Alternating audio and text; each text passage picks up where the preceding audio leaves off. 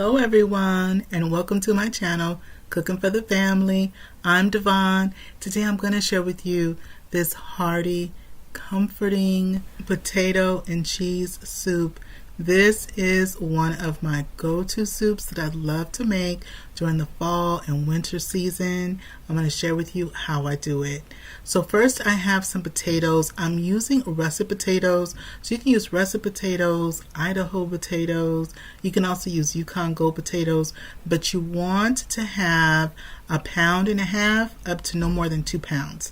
And I cut mine kind of chunky. I cut my pieces big when I'm using the russet potatoes, because the potatoes, as they boil, they will tend to break down some, and they're going to end up a little bit smaller than what we started with.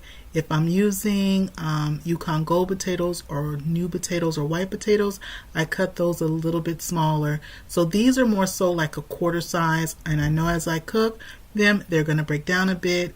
If you're using the other kinds of potatoes, you want to do more so of a nickel size, okay? For my recipe, I also use 1/2 cup of chopped onion, and I'm using a yellow onion. If you don't have a yellow onion or a brown onion on hand, you can also use a white onion, but not a sweet onion. So a yellow onion, brown onion, or a white onion will do.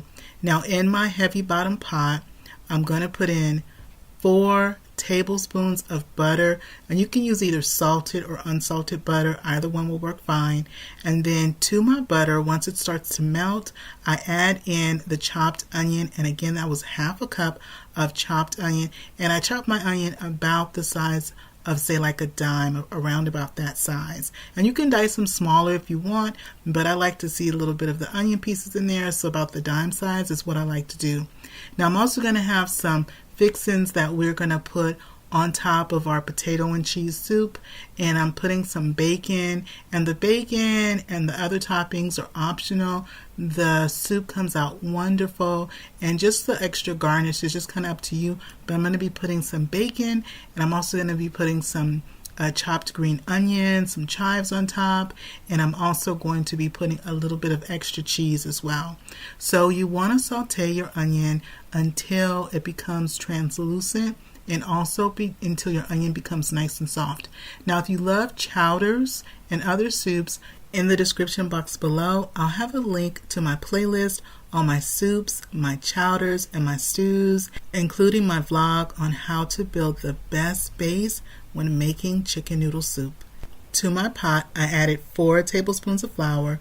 So remember, we used 4 tablespoons of butter, and I'm also using 4 tablespoons of flour, and this is regular unbleached all-purpose flour. And then I'm going to go ahead and cook the flour until the flour becomes like a nice cream color, and also all of the flour, the raw flour taste, has cooked off. So anytime that you're adding like to your soups or your stews, you always want to do equal parts of the butter and the flour. So if you're using 2 tablespoons of flour, it's 2 tablespoons of the butter, if you're, or either oil, but I usually always use butter. And so you always want to do equal parts. We're going to let that simmer a bit, become just a little bit of a tan color, not a golden brown, just a slight tan creamy color. Now once it's kind of cooked off, the flour, that raw flour has cooked off, and that usually takes maybe about 3 to 5 minutes or so. And so once that's happened, I'm going to add in 2 cups of chicken stock, and you can use either the chicken stock or chicken broth, but one thing you want to do is you want to use a whisk, and as you're pouring in your 2 cups, you want to continually whisk, because you don't want to have any clumps or lumps.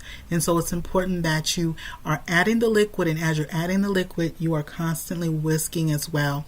You're going to bring up any fond that happen to develop in the bottom of your pot. Also around the sides, you want to make sure that you're incorporating that butter and flour mixture that we had all on the sides of the pot and on the bottom, that you combine that all into your pot all together, just like that. And this is what it's going to look like. Now next, once you do that, we're going to also add in now our potatoes, and you see I'm also working in that bacon as well, because we want our bacon to be done nice and crisp, I went on and I turned my bacon down some. Now in the description box below, I will have a list of all the ingredients you need to make this wonderful potato and cheese soup. My pot was on a medium heat. When I added the potatoes, I went on and I increased that to high. So now my pot is on high. We're going to add in also our half and half, and we're going to let our potatoes go ahead and come to a boil. Now before I add the half and half, I'm also going to add a little bit of seasoning. That was half of a teaspoon of regular table salt, and I'm also going to add in some coarse black pepper, and that's about 1/4 of a teaspoon of coarse black pepper. Go ahead and stir everything, and you do want to add a little bit of salt at this point because the potatoes need to be seasoned up some, and so adding that little bit of salt. Then I add in my half and half, and that is 2 cups of half and half. This is going to make our potato soup very creamy. I love using half and half as a substitute to using, say, heavy cream. Half and half is not as expensive on the wallet as using heavy cream. And you know what? With making that nice roux of the butter and the flour in the beginning, it helps to make a nice, delicious, rich soup using half and half. So once I've done that, and I let my pot come to the boil, but what we want to do first is I'm going to go ahead and put the top on my pot. My pot is on a high heat. I'm going to check on it in a few minutes to see if it's come to the boil. It's going to take maybe about 5 to 7 minutes. And so as it's come to a boil, I go ahead and I stir my pot. Once I've stirred my pot, then I'm going to turn the heat down. So I have the heat up, I put the top on, let it come to a boil. I check on it about 7 minutes or so, see if it's come to the boil. I check the potatoes, see how they're looking. Everything is looking good. I go ahead, turn my pot to low, let everything simmer very gently until it's nice and done. And this is what it's looking like. Our potatoes have been cooking, our pot has been simmering on the low. Everything is looking good. I'm going to check the potatoes for tenderness. Now, if you are using the Yukon gold potatoes or new potatoes or white potatoes, they're going to take a little bit longer to get tender than the Russet or the Idaho potatoes would. My potatoes are fork tender. The soup has started to thicken up very nicely. My pot, I went on and I turned it off. And now I'm going to give it a taste to see how we did. If I need to add a little bit more salt or a little bit more pepper, I go ahead and do that at this time. Everything is tasting good. Don't need to add any additional seasoning. And now I add in my cheese. This is sharp cheese. You can either use sharp cheese or you can use either a medium cheddar cheese. Then I gently mix in the shredded cheese. Now total, you're going to grate 2 cups of cheese. I only put in 1 2/3 cup of cheese.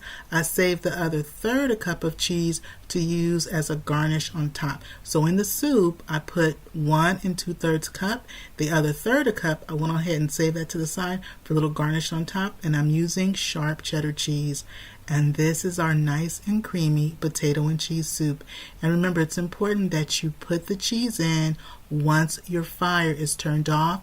If you do it while your fire is on and you add the cheese, what will happen is your cheese will break down and become grainy in your soup. Okay?